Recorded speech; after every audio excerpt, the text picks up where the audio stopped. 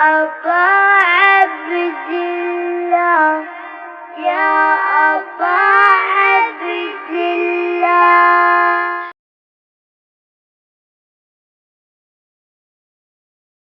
العلي العظيم حسبنا الله ونعم الوكيل نعم المولى ونعم النصير أعوذ بالله من الشيطان الرجيم بسم الله الرحمن الرحيم الحمد لله الذي يؤمن الخائفين وينجي الصالحين ويجزع المستكبرين ويهلك ملوكا ويستخلف آخرين والصلاة والسلام على رسول ثقلين محبوب رب المشرقين والمغربين جد الحسن والحسين نبینا سیدنا ابی القاسم محمد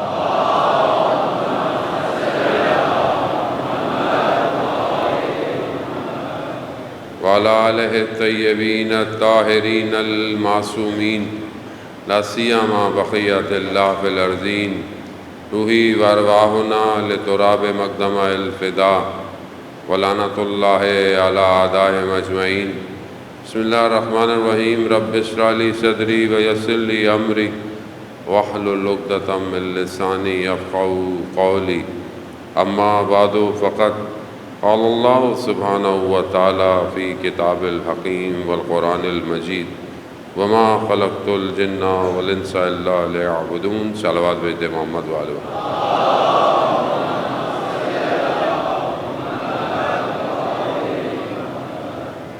عزاداران سید الشہداء ماہ محرم الحرام کی دوسری کا دن گزر گیا، کارواں کربلا پہنچ چکا ہے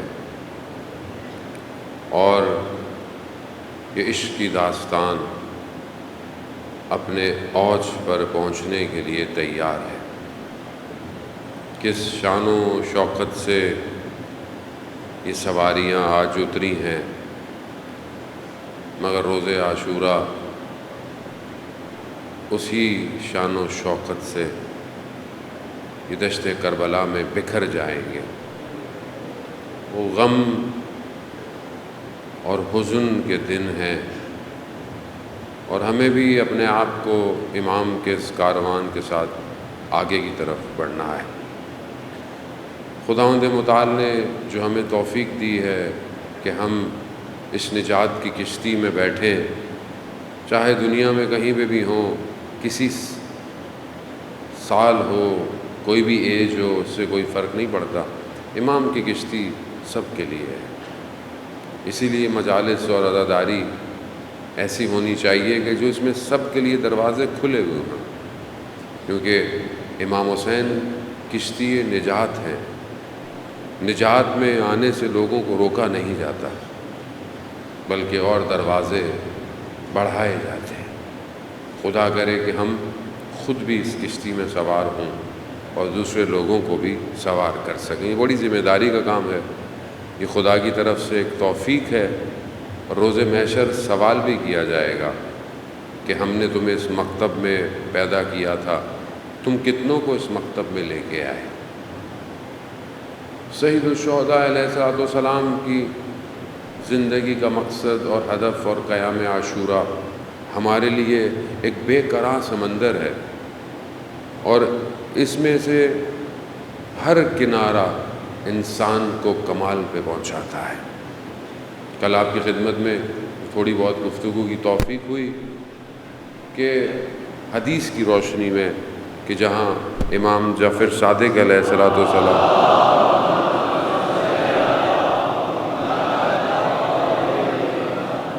امام ارشاد فرمائے، اور جو امام کے چاہنے والے ہیں ان کے اندر کچھ کوالٹیز ہونی چاہیے، جس میں سے پہلی کوالٹی میں نے آپ کی خدمت میں عرض کی کہ پہلی کوالٹی جو ہے وہ عقل جو ہے وہ عاقل ہونا بہت امپورٹنٹ ہے۔ اسی پہ بہرحال ٹوٹی پھوٹی سی گفتگو کی۔ اور جب سوسائٹی کی فارمیشن ہو تو یہاں پر یہ کوالٹیز بہت امپورٹنٹ ہوتی ہیں۔ جب آپ ایک سوسائٹی بنا رہے ہوں، ایک امت ڈیزائن ہو رہی ہے، گھر بنانا الگ ہے بلڈنگ بنانا الگ ہے، اسی طرح ایک کمیونٹی بنانا الگ ہے۔ ہو سکتا ہے جب آپ گھر بنا رہے ہوں تو آپ گھر کے بارے میں سوچیں گے، لیکن جب آپ ایک بلڈنگ بنائیں گے تو اور چیزیں بھی سوچیں گے، پارکنگ بھی سوچیں گے، پانی کیسے جائے گا، پانی کیسے چڑھے گا۔ پھر جب آپ ایک کمیونٹی بنائیں گے، جیسے کہ یہ رضویہ سوسائٹی ہے، تو روڈ کہاں سے نکلیں گے، دروازے کہاں ہوں گے، مسجد کہاں ہوگی، پارک کہاں ہو، یہ ساری چیزیں بڑھتی جاتی ہیں۔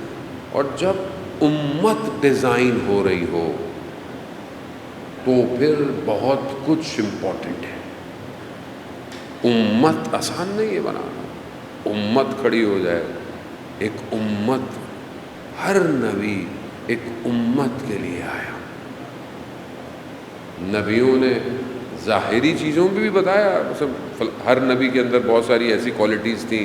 حضرت داؤد نے بتایا لوہا کیسے ہوگا، کسی نے بتایا دھاگا کیسے ہوگا، زبانیں کیسے ہوں گی۔ یہ بھی حضرت یوسف علیہ السلام نے بتایا کہ ذخیرہ کیسے کرنا ہے ان حالات میں، کیسے جو ہے وہ گندم کو سیو کریں 7-8 سال کے وہ خراب نہ ہو۔ خوب یہ بھی کیونکہ علم لدنی تھا، علم وہاں سے تھا جہاں سے علم پیدا ہوا ہے، علم کی خلقت جہاں سے ہوئی ہے وہیں سے ان کے پاس علم تھا، لیکن اصل ہدف امت بنانا تھا، امت۔ اور تمام نبیوں نے امتیں ڈیزائن کی اور امت اپ گریڈ ہوتی گئی، ورژن بڑھتا چلا گیا۔ iOS کا ورژن کون سا آج کل، اینڈرائڈ کا کون سا ورژن ہے، یہ تو سب یاد ہے ہم لوگوں کو، یہ تو ہماری باتیں بڑی امپورٹنٹ ہوتی ہیں، یہ بھول جائیں گے تو زندگی کیسے چلے گی۔ امت لیٹسٹ ورژن پہ آ گئی، اور وہ کون سی امت تھی؟ وہ آخری نبی کی امت تھی۔ یوم اکملت لکم دینکم، تمہارے لیے دین کامل ہو گیا، یعنی اب یہ لیٹسٹ ہے، اس کے بعد امت کوئی نہیں آئے گی، اب اسی امت کو آگے جانا ہے۔ اور ظاہر ہے اس آخری امت کو آگے لے کے جانے کے لیے بھی پھر ایسی ہستیاں چاہیے تھیں کہ جو امت کو ڈرائیو کر سکیں۔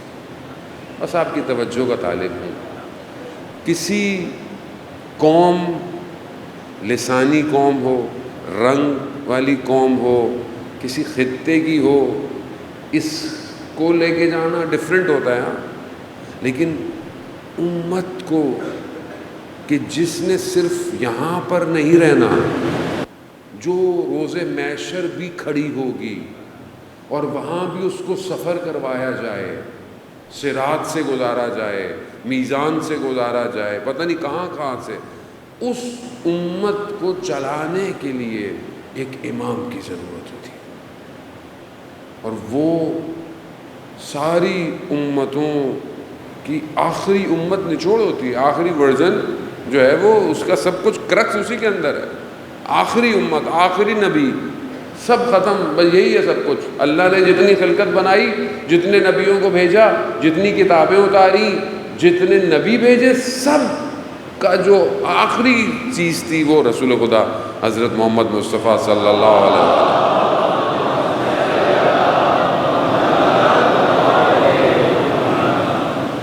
اب وہ امت کہ جہاں اتنی انویسٹمنٹ ہے نا، انویسٹمنٹ کی گئی، اب اس آخری ورژن میں وائرس آ جائے، وائرس بھی کیسا ہو کہ جو بالکل ختم کر دے، اس جگہ یہ صرف اس ایک امت کا مسئلہ نہیں ہے، یہ پیچھے 1,24,000 نبیوں کی محنت کا مسئلہ تھا۔ اسی لیے سید الشہداء نے کیا کہا جب مدینہ چھوڑا، کیا کہا کہ میں اپنے جد کی امت کی اصلاح کے لیے نکل رہا ہوں۔ امت یہ امپورٹنٹ تھی۔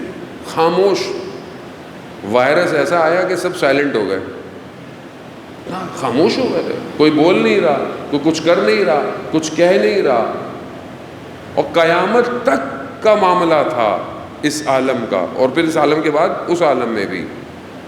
اگر سید الشہداء نہیں نکلتے مدینہ سے اور کربلا نہیں پہنچتے جو آج کی تاریخ میں پہنچے، اور وہ جو قیام کیا اگر وہ نہیں کرتے، تو آج میں اور آپ خدا کی عبادت نہ کر رہے ہوتے.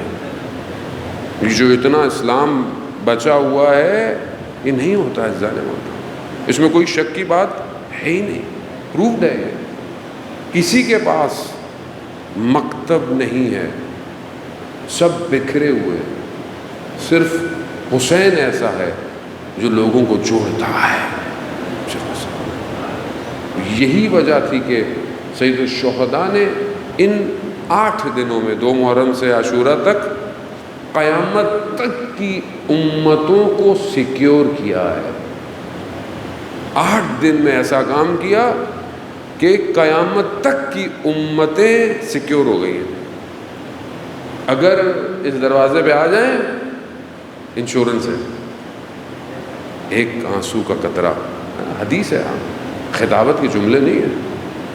امام جعفر صادق علیہ الصلوۃ والسلام اللہ صلی علی محمد کہ ایک چھوٹے سے جانور کے پر کے برابر, حشرات جو ہوتے ہیں انسیکٹ, ان کے پر کے برابر اگر آنکھ میں آنسو آ جائے تو جہنم کی آتش سے نجات مل جاتی ہے.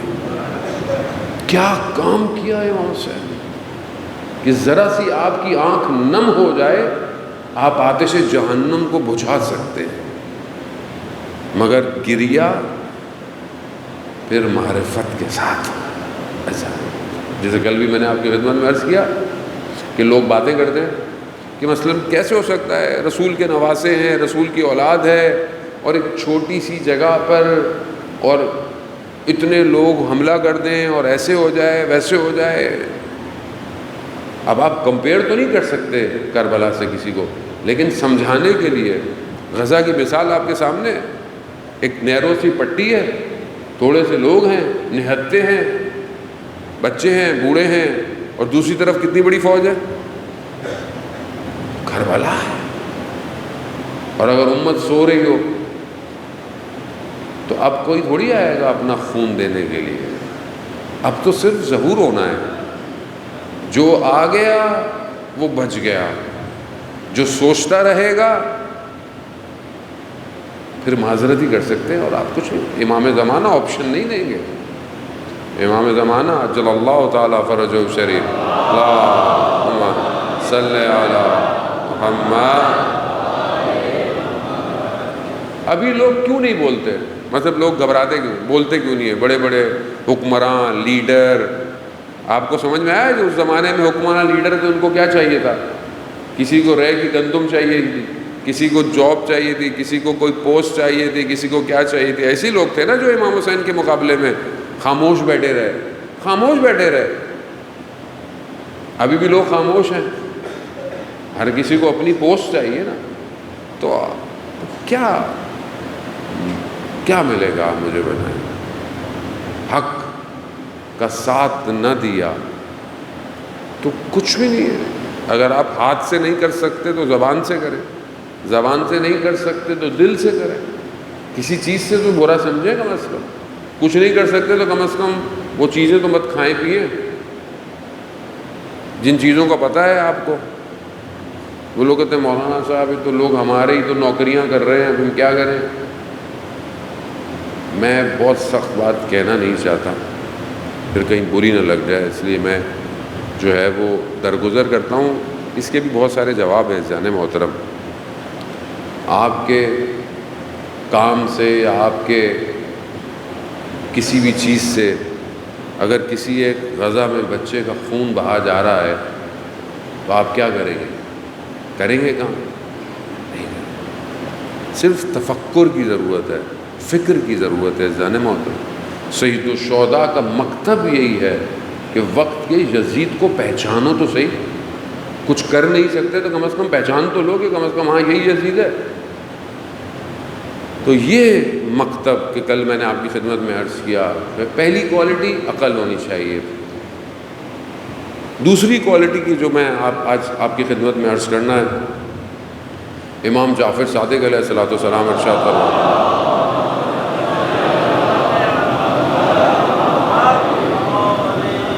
امام ایک اور حدیث میں ارشاد فرماتے ہیں 5 چیزیں کسی کے اندر نہ پائی جائیں تو وہ ناقص ہے، امام فرماتے ہیں۔ اس 5 میں سے مجھے ایک پہ گفتگو کرنی ہے، لیکن وہ میں 5 آپ کی خدمت میں بیان کر دیتا ہوں۔ پہلی چیز جو امام فرماتے ہیں کہ جو کسی کے اندر نہ ہو تو اس میں نقص ہے، وہ کیا ہے؟ وہ وفا ہے، یعنی انسان وفادار نہ ہو، یعنی کوئی کمٹمنٹ کرے اس کو پورا نہ کرے، وعدہ کرے اس کو پورا نہ کرے۔ ایک شخص آپ بولیں جب بھی اس سے کوئی بات کرو یہ بات پہ پورا ہی نہیں ہوتا، تو اس کی کیا ویلیو ہوگی آپ کے سامنے کہ یہ کام کرنا، ہاں میں کر دوں گا، ہاں میں آ جاؤں گا، ہاں میں یہ کر لوں گا، اور آپ دیکھیں یہ کبھی بھی کمٹمنٹ پورا نہیں ہوتا، تو وہ شخص کی کریڈیبلٹی نہیں ہے۔ دوسری کوالٹی حیا۔ حیا جو ہے اس کی خیر اور بھی بہت ساری احادیث ہیں۔ حیا صرف خواتین کے لیے نہیں ہے کہ آپ بولے شرم و حیا خواتین میں نہیں، مرد کے لیے بھی ہے۔ اگر حیا نہ ہو تو انسان ادب احترام کسی کا نہیں کر سکتا، یعنی بے حیا ہو جائے تو کسی کا بھی احترام نہیں کرے گا، رسپیکٹ نہیں کرے گا۔ اور سب سے بڑھ کر حیا انسان کو خدا کے آگے جھکا کے رکھتی ہے۔ انسان اگر کسی اور کی حیا نہ کرے، کم از کم اسے یہ تو پتہ ہے کہ خدا دیکھ رہا ہے، خدا تو اس کو دیکھ رہا ہے، کوئی نہیں دیکھ رہا مگر پروردگار تیرے سامنے میں حیا کرتا۔ ہمارا تو ایمان اور عقیدہ یہ ہے کہ ہمارے وقت کا امام ہمیں دیکھ رہا ہے، تو اگر ہمیں کسی اور سے شرم و حیا نہیں تو اپنے وقت کے امام سے تو ہونی چاہیے کہ امام دیکھ رہے ہیں۔ آیت اللہ تقی بافقی کا واقعہ آج پڑھ رہا تھا میں، وہ ایک شخص مسجد جمکران گیا اور مشکل میں تھا، مسجد جمکران سے نکلا تو ایک سید ملے انہیں اور انہوں نے کہا کہ فلانے شخص کو دیکھو وہ سڑک پہ صفائی کر رہا ہے، آیت اللہ عالم صفائی کر رہا ہے، اس کے پاس جانا، اس کو بولنا جو تمہارے پاس پیسے ہیں مجھے دے دیں۔ تو یہ گیا ان کے پاس، کہا کہ وہ مجھے کسی سید نے بھیجا ہے کہ آپ کے پاس کچھ پیسے ہیں۔ تو انہوں نے سب سے پہلے اپنے سر پہ ہاتھ مارا کہ مجھے امام کیوں نہیں ملے، تمہیں مل گئے۔ تو خیر وہ انہوں نے دے دیا۔ آیت اللہ تقی بافقی کا واقعہ ہے کہ جب یہ عراق سے ایران آ رہے تھے زمینی راستے سے، تو بہت سردیوں کی رات تھی، بہت برف، تو انہوں نے بولا کہ جگہ رات کو گزارنے کے لیے چاہیے، یہ بتانے کے لیے کہ امام کتنا قریب ہوتا ہے۔ تو یہ جانے لگے تو وہ قہوہ خانہ جیسے چائے کی دکان ہوتی ہے تو وہاں جانے لگے، لیکن وہاں پر لوگ ایسے اباش بدماش ٹائپ کے بیٹھے ہوئے تھے تو مناسب نہیں تھا۔ اب ان کو پتہ بھی رات بھی گزارنی ہے، برف گر رہی ہے، تو انہوں نے دیکھا کہ درخت کے نیچے ایک سید بیٹھا ہوا ہے اور انہوں نے کہا کہ تم ادھر آ جاؤ، وہ جگہ تمہارے لیے مناسب نہیں ہے۔ رات گزاری، باہر برف ہے، درخت کے نیچے گرمی ہے، آرام سے رات گزاری، فجر ہوئی، کہا نماز پڑھیں، نماز پڑھی، پھر نکلنے لگے، جانے لگے، تو ان کو احساس ہو گیا کہ یہ کوئی اور نہیں ہے، یہ وقت کے امام ہیں۔ جیسے ہی احساس ہوا تو امام نے فوراً کہا کہ اب جب کہ آپ کو پتہ چل چکا ہے تو ہم جا رہے ہیں۔ تو کہا مولا پھر کب ملیں گے؟ کہا کم میں ملیں گے اور سبزہ زار میں ملیں گے خراسان۔ کم گئے، اندر بے چینی، تڑپ، 2-3 دن رہے، امام سے ملاقات نہیں ہوئی، چلے گئے۔ سبزہ زار پہنچے، کہا کہ پتہ نہیں اب امام ملیں گے کہ نہیں ملیں گے، ایسے میں امام نے ہاتھ رکھا تو کہا مولا میں تو کم میں آپ کا انتظار کر رہا تھا۔ کہا میں کم میں حرم کے باہر جو ہے وہ کھڑا ہوا تھا آپ کے برابر میں، مگر ایک خاتون آپ سے مسئلہ پوچھ رہی تھیں اور آپ سر جھکائے مسئلے کا جواب دے رہے تھے، میں آپ کے برابر میں کھڑا ہوا تھا۔ جانے محترم، ہمیں نہیں پتا کہاں ہمارا امام ہمارے ساتھ، اسی لیے کسی اور سے نہیں تو امام سے ضرور حیا کیا کریں کہ انسان حیا کوئی نہیں دیکھ رہا، امام دیکھ رہا ہے۔ یہ دوسری کوالٹی۔ تیسری کوالٹی امام کہہ رہے ہیں کہ انسان کے اندر ہونی چاہیے، وہ حسن خلق ہے، یعنی انسان کا اخلاق اچھا ہونا چاہیے۔ انشاءاللہ اس پہ بعد میں بات کریں گے۔ تدبیر یعنی پلاننگ ہونی چاہیے، ایسی زندگی نہیں ہونی چاہیے کہ بغیر انسان کے پاس کوئی اس کا رول، گول، ویژن، مشن ہو ہی نہیں، پتہ نہیں دیکھیں گے آگے کیا کریں گے۔ اصل مدبر پروردگار ہے، اس میں کوئی شک نہیں ہے، لیکن آپ کی زندگی میں بھی پلاننگ یا کیریئر اپرچونٹی یا کونسلنگ ہونی چاہیے۔ پانچویں جو چیز جس پہ گفتگو کرنی ہے وہ امام فرماتے ہیں کہ یہ ساری خصوصیتیں اس کے اندر جمع ہو جاتی ہیں، اور وہ کیا ہے؟ وہ ہے احرار، یعنی آزاد ہونا، حر ہونا، حر یعنی آزادی انسان کے اندر ہونی چاہیے۔ آزادی کیا ہے؟ یہی ہے، امام نے کیا فرمایا تھا؟ امام کے جملے یقیناً آپ کو یاد ہوں گے کہ جب روز عاشوراء امام جو ہیں وہ زمین کربلا پر ہیں اور بدن اتنا زخمی ہے کہ امام ہل نہیں سکتے، اور انہوں نے خیموں کی طرف حملہ کیا، تو امام نے کیا کہا تھا؟ اگر تمہارے پاس دین نہیں ہے اور تم قیامت پہ یقین نہیں رکھتے تو کم از کم آزاد تو رہو، آزاد تو رہو، میں بھی زندہ ہوں۔ یہ جو آزادی ہے یہ بہت امپورٹنٹ ہے۔ کل میں نے تھوڑی سی گفتگو کی تھی، آزادی کسے کہتے ہیں؟ اصل آزادی کیا ہے؟ یعنی کوئی رکاوٹ نہ ہو، کوئی باؤنڈری نہ ہو، کوئی شرائط نہ ہو، آپ جو دل چاہے کریں، تو یہ آزادی نہیں ہے۔ اصل میں آزادی کی ڈیفینیشن کیا ہے کہ ہم آزاد ہو جائیں۔ کس سے آزاد ہو جائیں؟ کس چیز سے؟ آزادی پازیٹیو بھی ہے، آزادی نیگیٹو بھی ہے۔ انسان بولے بھائی مجھے کچھ بھی نہیں کرنا، بچہ بولے بس مجھے چھوڑ دو، بچے ہوتے ہیں نا بعض اوقات، بس ہمیں آزاد کر دو، بہت ہو گیا، بچے تھوڑی ہیں، ہم بڑے ہو رہے ہیں، ہمیں کچھ بھی کرنے دو۔ کیا کریں؟ کیا کرنا ہے تم نے؟ جب آپ اسکول میں پڑھتے ہیں تو اسکول کے اندر آپ کو پڑھنا تو پڑتا ہے نا، مطلب اتنی کلاسیں لیں گے، اتنے دن چھٹی کریں گے، کیا ہوگا؟ اسکول سے باہر نکال دیں گے۔ تو کیا آزادی ہے؟ آزادی ہے، مگر شرائط کے ساتھ۔ وہ میں مولانا صاحب اڑنا چاہتا ہوں، ہاں کودو اوپر سے۔ کیا چیز اڑنے نہیں دیتی آپ کو؟ کون سی چیز ہے جو آپ کو اڑنے سے روکتی ہے؟ گریوٹی۔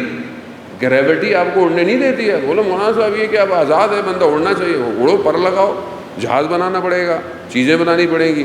خود گریوٹی آپ کو نیچے کھینچتی ہے، یعنی وہ لمیٹیشن ہے آپ کی کہ آپ اگر جانا ہے تو اس کے لیے پھر آپ کو کچھ اور کرنا پڑے گا۔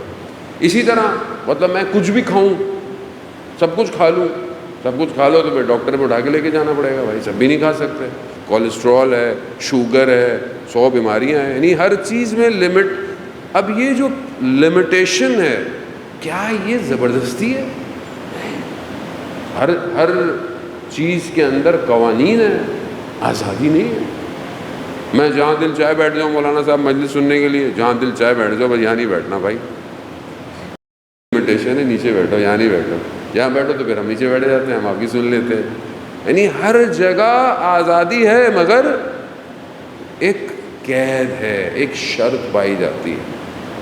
آپ کے بس آج کل تو دنیا کہتی ہے نا بس آزاد ہو جائے، اسلام جو ہے وہ سختیوں کا مذہب ہے، مولانا صاحب زبردستی حجاب کرائیں، نمازیں پڑھائیں، یہ کیا ہے؟ تو آزادی نہیں ہے، جو دل چاہے کریں، نہیں، آزادی اتنی ہے۔ کسی نے پوچھا مولا کائنات حضرت علی ابن ابی طالب علیہ السلام، امام سے پوچھا کہ مولا اختیار کتنا ہے، مطلب کتنی ہے انسان کے پاس، مطلب آزاد کتنا ہے آدمی؟ امام نے بولا ایک ٹانگ کو بلند کرو، ایک ٹانگ اٹھا لی، کہا دوسری بھی کرو، کہا مولا یہ تو نہیں ہو سکتا، کہا اتنی اختیار ہے، اتنا ہی ہے، یعنی لمیٹیشن ہے۔ اصل آزادی جو ہے وہ انسان اپنی خواہشات سے آزاد ہو، اپنے نفس سے آزاد ہو۔ یہ اب کہاں کہاں آزادی ہونی چاہیے؟ تو یہ بہرحال جو ہے وہ چند چیزیں ہیں کہ جس میں ہمیں دیکھنا ہے کہ عقیدے میں انسان آزاد ہے۔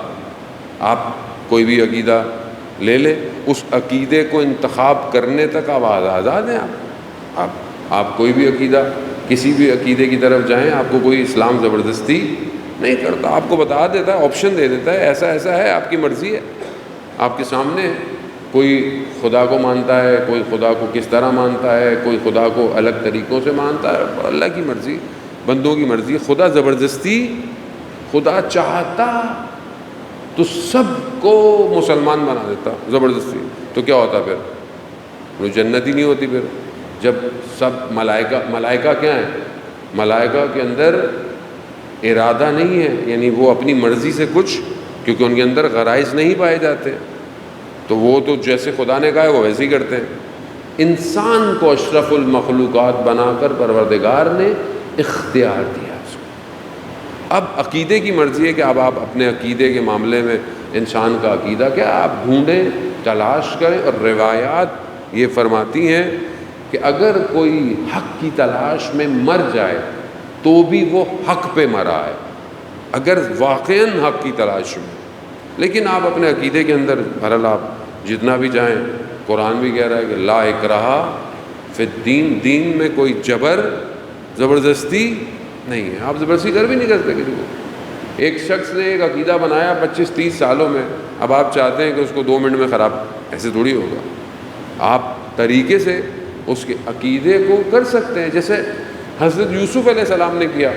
حضرت یوسف جب زندان میں گئے تو لوگ پتہ نہیں کیا کیا کرتے تھے، انہوں نے کسی کو یہ نہیں کہا.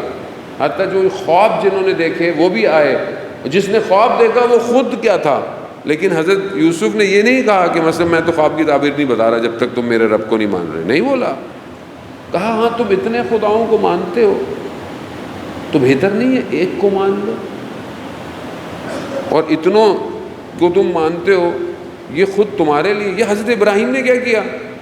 سب کو توڑا، اور جس چیز سے ابزار سے توڑا تو اس کو بڑے والے کے گلے میں ڈال دیا.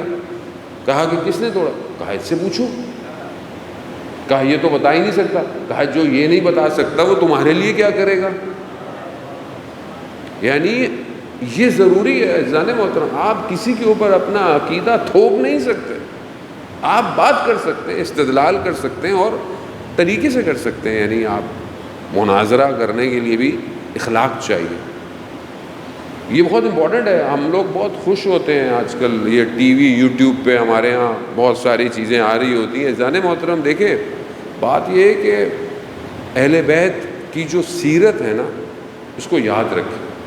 اہل بیت کی سیرت عقلی دلائل ہے لیکن اخلاق کے ساتھ. ایسے نہیں کہ آپ بیٹھے ہوئے کسی کے خداؤں کو، کسی کے ماننے والوں کو آپ برا بھلا بولیں اور پھر بولیں کہ وہ آپ کے ماننے والے کو اچھا سمجھے. کیسے ہوگا؟ جنگ صفین کا واقعہ ہے. شخص کا نام بھی پتہ نہیں ابن کچھ کر کے تھا، میں نے نوٹ بھی کیا تھا. اس نے جنگ کے دوران سامنے والے جو تھے ان کو برا بھلا کہنا شروع کر دیا. امام نے فوراً بلایا. امام نے یہ کیا کر رہا؟ امام نے بولا کہ اختلاف اپنی جگہ پر، بات کرنی ہے تو لاجیکل بات کرو، کسی کے لیے غلط الفاظ استعمال مت کرو. امام فرما رہے ہیں، ہم امام سے آگے نکل جاتے ہیں. نعوذ باللہ. آپ الفاظ آپ خود سوچیں نا کہ ایک آدمی کی زندگی سٹرکچر ذہن میں جب سے وہ پیدا ہوا ہے کوئی اس کے لیے مقدس ہے. آپ کو یہ تو نہیں کہہ رہا کہ آپ اپنا عقیدہ چھوڑ دیں، لیکن کوئی کسی کے لیے مقدس ہے. اب آپ آتے ہی چھوٹا سا فلیر پھینک دیا آپ نے، تو وہ آپ کے بارے میں کیا سوچے گا؟ نہ صرف آپ کے بارے میں، آپ کے پورے مکتب کے بارے میں کیا سوچے گا. لیکن وہی بات اگر آپ دلائل سے، اگر آپ پیار سے اس تک پہنچا دیں تو لوگ سنیں گے آپ کی بات. کیوں نہیں سنیں گے آپ کی بات؟ اور اثرات ہوتا ہے. امام رضا علیہ السلام ارشاد فرماتے ہیں،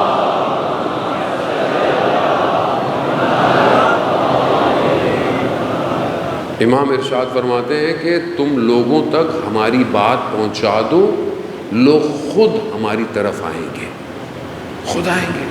آپ لوگوں تک ان کی بات پہنچائیں. تو یہ عقیدے کا جو ہے وہ بہت ضروری ہے. ایک آزادی عقیدے کی آزادی ہے، دوسری آزادی جو ہے وہ اجتماعی ہے. مثال کے طور پر اجتماع میں آپ چاہتے ہیں آزادی ہو، لیکن آپ کسی کے گھر میں تھوڑی گھس سکتے ہیں. آپ کی 4 دیواری، آپ کی لمٹ ہے. آپ بولے میں اگلے گھر میں گھس جاؤں. صدر اسلام کا واقعہ ہے کہ ایک شخص کا درخت کسی اور کے گھر کے اندر آ رہا تھا اور وہ بغیر پوچھے گھس جاتا تھا اس کے گھر میں.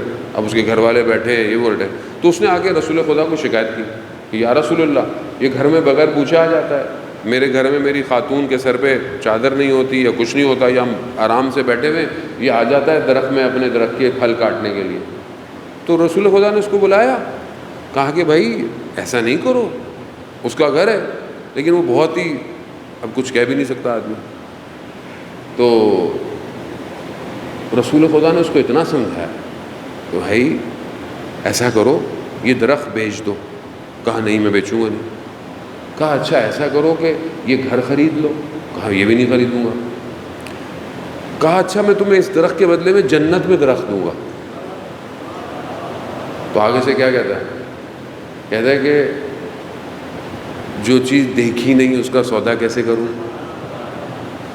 تو پھر بعد میں پھر کیا کیا؟ رسول خدا تھے، رسول خدا نے کچھ لوگوں کو بھیجا، کہا اس کا درخت اکھاڑ دو اور اس کے گھر کے باہر رکھ دو، جتنا دیکھنا ہے اب دیکھے بیٹھ کے۔ اجتماع ایسی ہے نا، آپ اجتماع میں یہ نہیں کر سکتے کہ بھائی میں فلانے کے قانون ہے، آپ گھر بنا رہے ہیں، محلے میں رہ رہے ہیں، آپ کو دوسرے کا احترام رکھنا ہے، آزادی کی ایک لمٹ ہے۔ اسی طرح اکنومیکل آزادی، اقتصادی، اس میں بھی آپ یہ نہیں کر سکتے کہ سارا مال اٹھا لیا، جیسے ہمارے معاشرے میں بھی ہوتا ہی ہے شاید کہ ایک سب مال آپ نے جمع کر لیا، ذخیرہ اندوزی کر لی۔ کتنی احادیث ہیں کہ جو اس پر جو ہے وہ سختی ہے کہ آپ یہ نہیں کر سکتے کہ مال ایک ہی طرف سارا چلا جائے۔ وقت نہیں ہے، میں بہت زیادہ اس پہ اتنی گفتگو نہیں کروں گا۔ اور یہ ساری جو آزادی ہے وہ آہستہ آہستہ جو ہے وہ، لیکن اب انسان جب آزاد ہے، زبان آج کے دنیا کے اندر کیا ہے کہ انسان جو ہے وہ گفتگو آزاد ہے، یعنی آپ کچھ بھی بولیں، لیکن یہ کچھ بھی بولیں ویسٹ میں صرف اسلام کے لیے، یعنی جی بولنے پہ تو آزادی ہے، کوئی کچھ بھی کہتے، قرآن کو کوئی کچھ کہتے، رسول کو کچھ کہتے، لیکن ابھی آپ ان کے لیے کچھ بولنا شروع کر دیں تو ابھی آپ کے ساتھ دیکھیں وہ کیا کرتے ہیں۔ آپ ویسٹ میں جو ہے وہ کوئی جینوسائڈ پہ بات کر لیں تو آپ پہ پابندی لگ جاتی ہے، آپ کسی پہ بھی کچھ کر لیں، تو یہ کوئی آزادی نہیں ہے۔ اسلام بھی یہ نہیں کہتا کہ آپ کچھ بھی بول لیں، جو بھی بولنا ہے اس میں پہلی چیز حکمت ہونی چاہیے۔ حکمت یعنی آپ دیکھیں نا کہ کس طرح قرآن جو ہے وہ حضرت لقمان کی تعریفیں کر رہا ہے۔ حضرت لقمان نبی نہیں ہے، مطلب ایک غلام تھے، لیکن قرآن کہہ رہا ہے قال لقمان ابنہ، یعنی لقمان نے اپنے بیٹے سے کہا، یعنی حکمت انسان کو کتنا بلند کر دیتی ہے کہ قرآن بھی اس کا ذکر کرنے لگتا ہے۔ گفتگو کرے، اب انسان حکمت کے ساتھ کرے، مناظرہ کرے، عقل کے ساتھ کرے، دل کرے۔ تو یہ بہرحال چند چیزیں کہ جسے امام حسین چاہتے تھے کہ آزاد رہو، آزادی امپورٹنٹ ہے، لیکن خواہشات سے، نفس سے، ظلم سے، ظلم کے مقابلے میں آزاد رہو۔ ظلم برداشت کر رہے ہو، کیوں نہیں بول رہے؟ توڑو اس کو، بیریئر کو انسان۔ خب یہ آزادی جو ہے وہ عزیزان محترم، خب آج ہم اپنی معاشرے میں ہم اپنے آپ کو دیکھیں، ہم کتنے آزاد ہیں، ہماری زندگی۔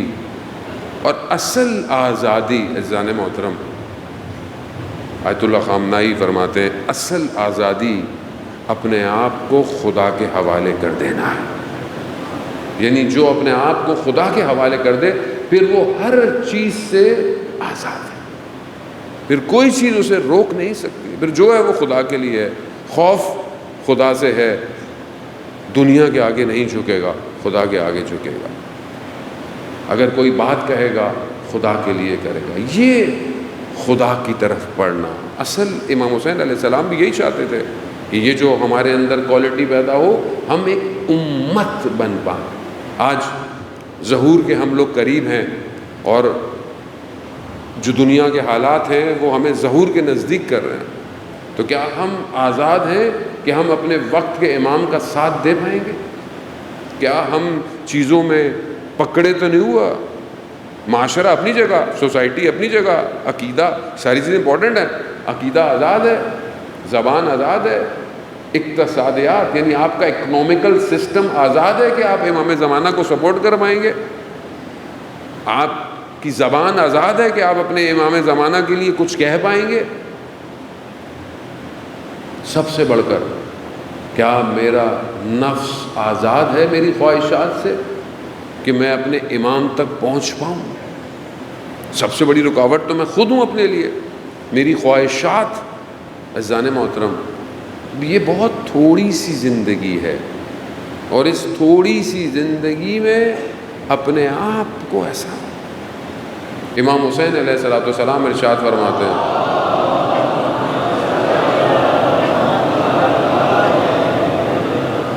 امام ارشاد فرماتے ہیں کہ یہ جو دنیا کی شیرنی، یعنی دنیا کی حلاوت، یعنی دنیا کی مٹھاس، یا یوں کہیں کہ یہ دنیا میں پلیجر ہے، مزے، ساری چیزیں ہیں، کھانے میں ہوں، رہنے میں ہوں، دیکھنے میں ہوں، بولنے میں ہوں، پینے میں ہوں، یہ دنیا کی جتنی بھی چیزیں، لذتیں ہیں، اور دنیا کی جتنی تلخیاں ہیں، امام حسین فرماتے ہیں، جتنے امتحان ہیں آپ کی زندگی میں، جتنی مصیبتیں ہیں، بیماریاں ہیں، مشکلات ہیں، یہ سب امام فرماتے ہیں یہ خواب ہے، خواب۔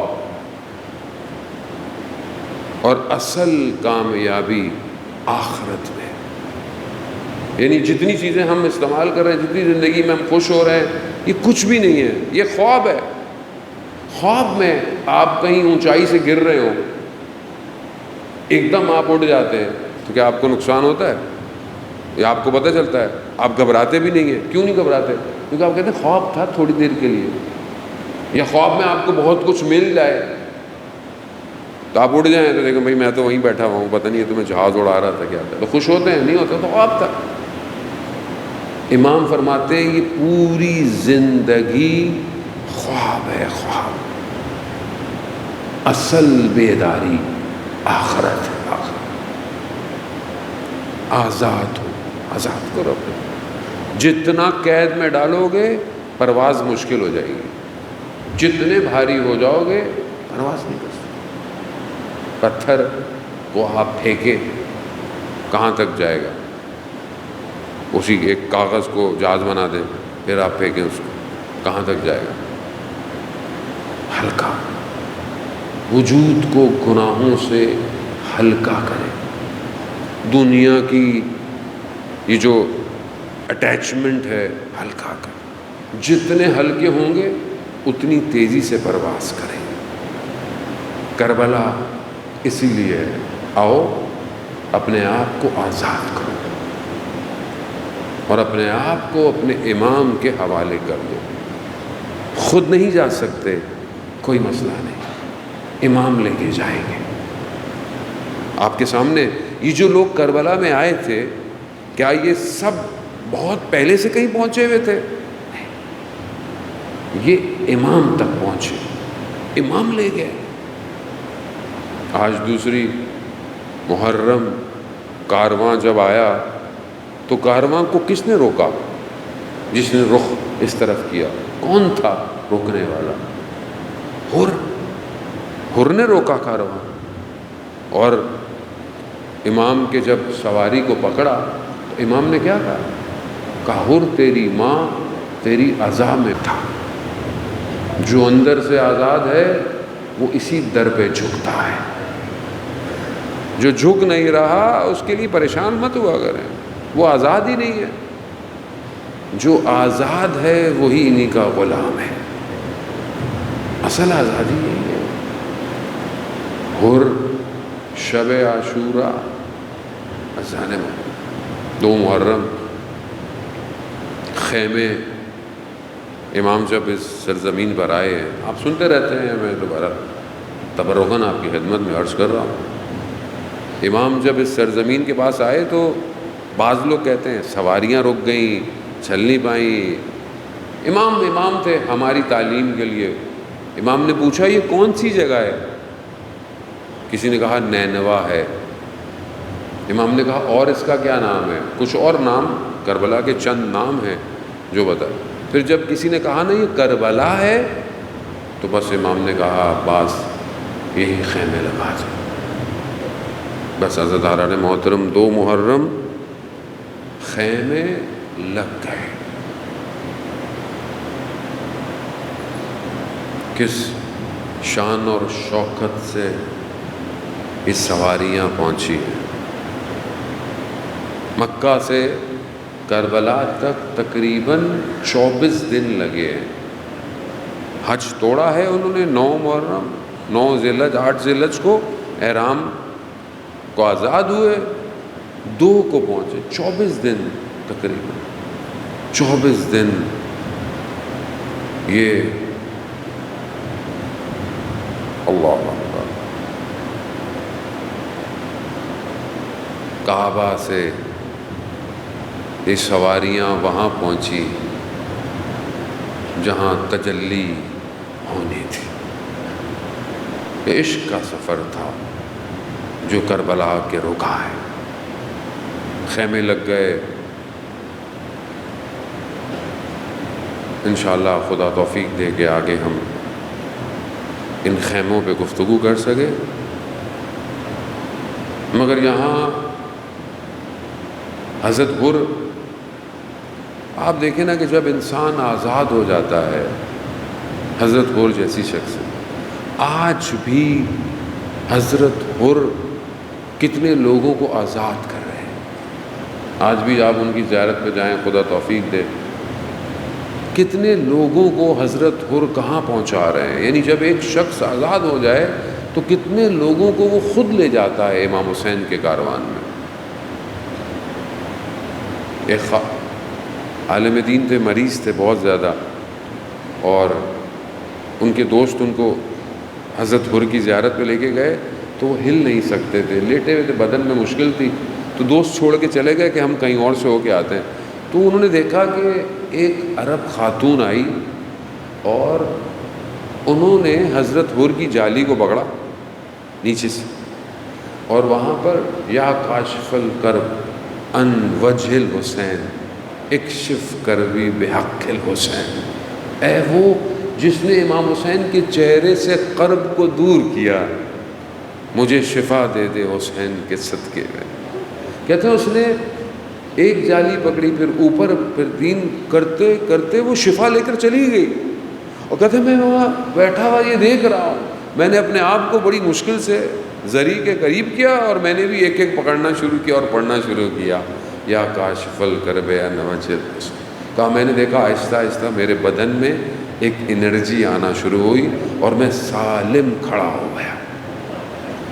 اور ہم نہیں سمجھے ان ہستیوں کو، کیونکہ یہ سب ستارے ہیں نا، اور ظاہر ہے خورشید حسین ہے تو ستارے روشنیوں میں نظر نہیں آتے، مگر ستارے تو ہیں اذان وقت۔ حضرت حر شب عاشورہ خیمے میں ٹہل رہے، 7 شخص نے پوچھا حر کیا ہوگا، پریشان لگتے ہو؟ کہاں قرار نہیں تھا کہ صبح جنگ ہو، میں تو جنگ کے لیے نہیں آیا تھا۔ وہ سمجھا کہ شاید ڈر گئے۔ کہا حر کوفہ میں سب سے شجاع ترین شخص اگر کوئی پوچھے کون ہے تو تمہارا نام لیتے، تمہیں کیا ہو گیا ہے؟ کہا نہیں، میں اپنے آپ کو جنت اور جہنم کے درمیان میں دیکھ رہا ہوں۔ بس حر نے وہ رات گزاری اور دن ہوتے ہی امام کی خدمت میں گیا اپنے بیٹے کے ساتھ۔ جناب علی اکبر نے امام حسین سے کہا کہ بابا حر آئے ہیں۔ امام نے کہا ہاں حر کو آنے دو، آنے دو۔ حر آئے امام کی خدمت میں، خدا کی بارگاہ میں توبہ کی۔ امام نے حر کو قبول کیا۔ حر نے کہا مولا مجھے اجازت ہے؟ کہا ہاں اجازت ہے۔ امام حسین جیسی شخصیت کوئی آئے اور امام اسے نہ بٹھائیں، لیکن امام نے کہا ہاں جاؤ۔ کیسے بٹھاتے؟ کوئی آئے تو کم سے کم پانی تو پلاتا ہے انسان، اور خیموں میں پانی نہیں تھا۔ کتنا کریم ہے حسین، اور اتنی ہی بڑی مظلومیت کہ کوئی حسین کے پاس آئے، ہاں ہاں حر جاؤ جاؤ۔ حر جانے لگے، کہا مجھے اجازت ہے میں اہل حرم سے معافی مانگ لوں؟ عزاداران محترم خیموں کے باہر بیٹھ گئے اور یہی کہا کہ بیویوں سے کہ روز قیامت میری شکایت اپنی والدہ سے مت کیجیے گا۔ اور بھی جانتے ہیں نجات کہاں سے ملنی ہے، اور جانتے ہیں جانے محترم، غیر جس ماں نے چکیاں پیس کے حسین کو پالا ہو، وہ ماں جانتی ہے نا حسین کیا ہے، ہمیں تو نہیں پتا ہے، خدا کرے کہ ہمیں معرفت ہو، لیکن ماں ماں ہوتی ہے۔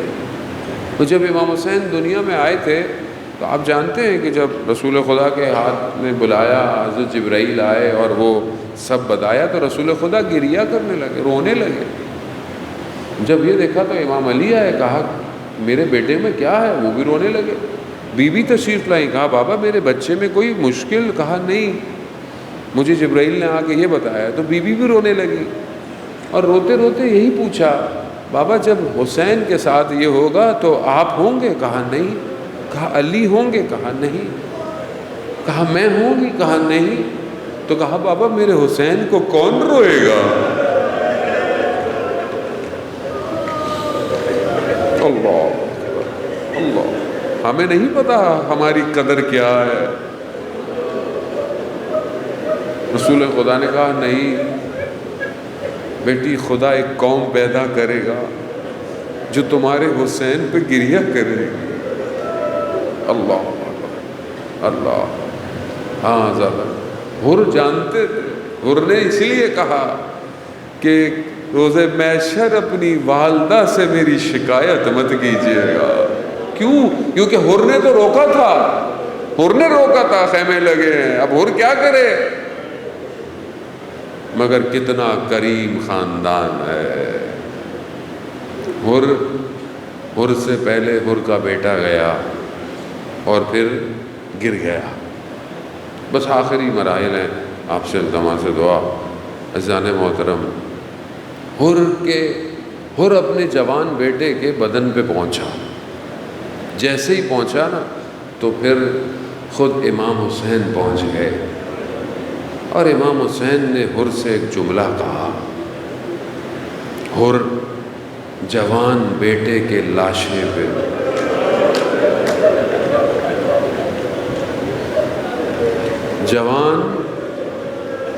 جوان بیٹا پتہ ہے نا آپ کو کسے کہتے ہیں؟ جوان بیٹے کے لاشے پہ حر باپ نہیں آتا،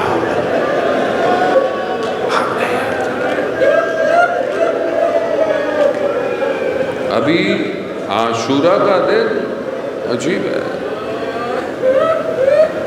میں کہوں گا حر اگر آپ کچھ دیر رک جاتے تو آپ دیکھتے ایک جوان جب گرے گا تو ایک باپ نہ جانے کس طریقے سے اس تک پہنچے گا۔ اللہ، کس طرح پہنچے گا؟ حر گئے، حر نے بھی جو ہے وہ جنگ کی، جتنا کر سکتے تھے، حر بھی گرے، حر کے بدن پہ امام پہنچے، سلام ہو اس پیاسے شہید پر، سلام ہو سیدہ کے بیٹے پر جو صبح سے ان بدنوں پر پہنچتا رہا، درد محسوس کریں، غم تھوڑا محسوس کریں، کچھ تو اور ہم کر نہیں سکتے۔ جب حر کے بدن پہ پہنچے نا تو حر کہتے ہیں خون ماتھے پہ تھا، صاف کیا، اپنی ماں کا رومال نکالا۔ اللہ، یعنی امام حسین کہہ بھی دیتے تو بھی کافی تھا، مگر نہیں، کہا حر دنیا میں تمہیں ثبوت دے دوں گا کہ میری ماں نے تجھے معاف کر دیا۔ ماں کا رومال نکالا، ماتھے پہ حر کے باندھا، اور کیا جملہ کہا میرے مولا نے، حر تیری ماں نے تیرا نام کتنا اچھا رکھا، حر تو آزاد ہو گیا۔